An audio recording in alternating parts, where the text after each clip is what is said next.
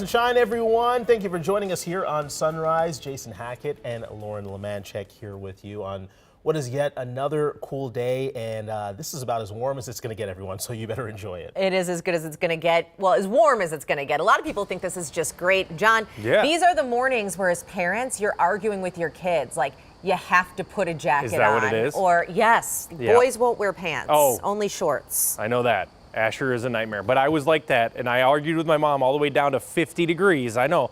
So she said, all right, it's 50 degrees for high. You can wear shorts. So I would be in shorts the entire week. But that, again, Nancy's a hardy Minnesotan.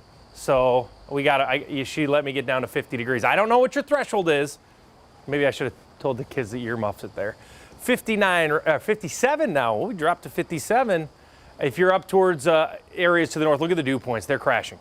40s, 46, 41.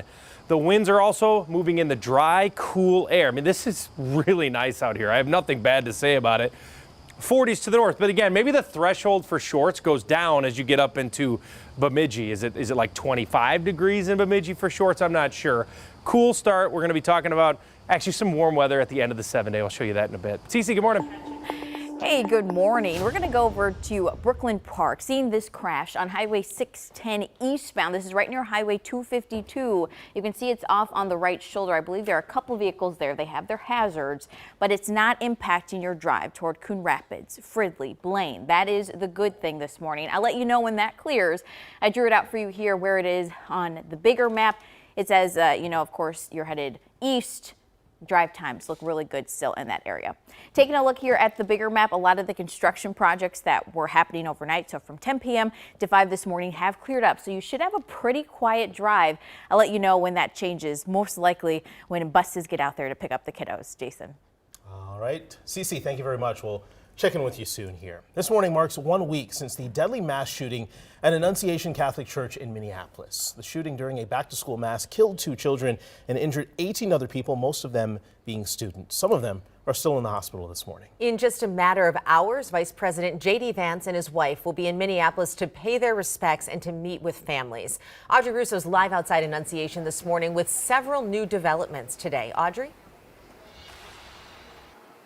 Lauren, Jason, this is information that we just got into our newsroom in the last 12 hours. The vice president and the second lady sending out a short release saying they're going to be meeting privately with the families impacted by the shooting. What's unclear, though, is exactly when this is happening, because that short release didn't include a schedule or any specific time. So we're kind of taking a watchful wait stance out here. Now, it's been a very long week, of course, for the city of Minneapolis since the shooting. We're learning an 11-year-old girl who was in critical condition, Genevieve Bisek, is now recovering at home. Congresswoman Ilhan Omar posted about 2 other survivors who are still hospitalized.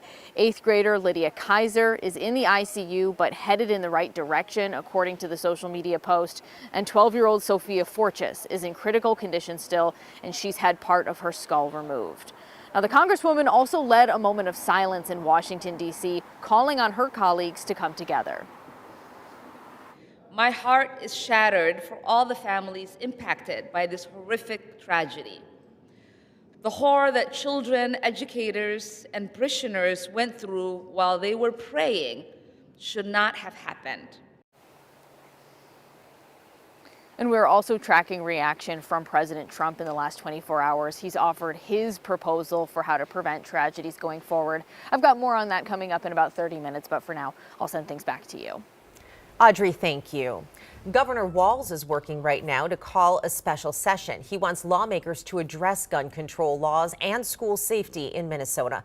Walz told reporters he's been making calls to legislators. He says he intends to propose a comprehensive package that could include a ban on certain types of weapons.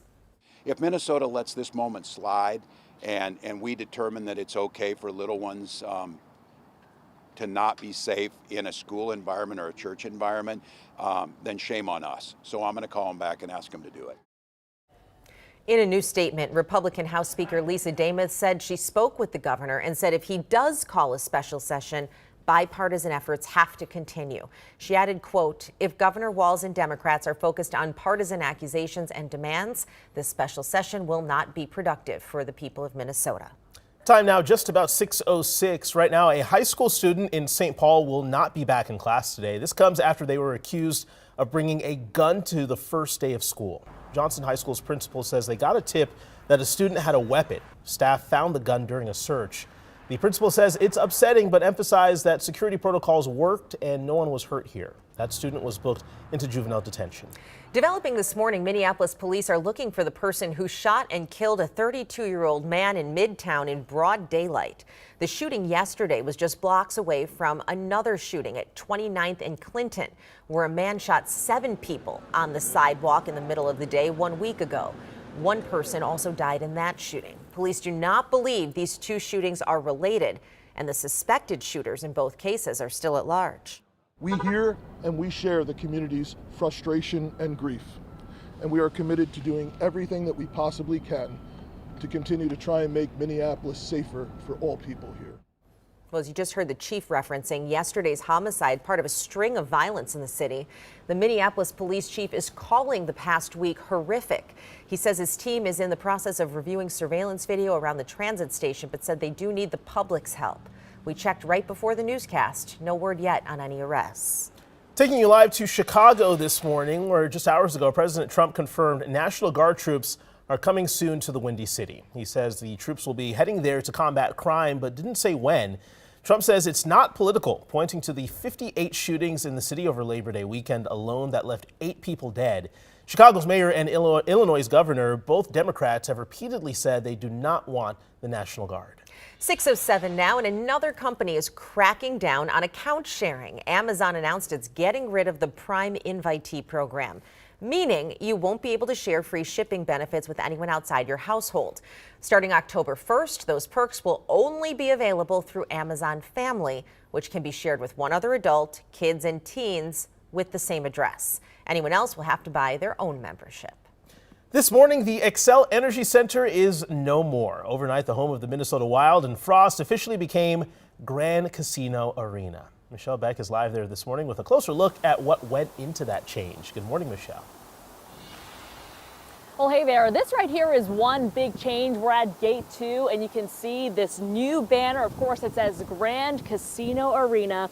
Now, guys, imagine all the work to first identify all the scoreboards and signs that have to be changed, and then actually changing them. Well, we have yet to see the big sign on the top of the building reflect the new brand. The arena GM tells me that'll get replaced in about 2 weeks. It was only about 2 months ago that officials announced the naming rights partnership. And since I'm told the biggest flip involved the digital footprint, think emails, email signatures, social media handles.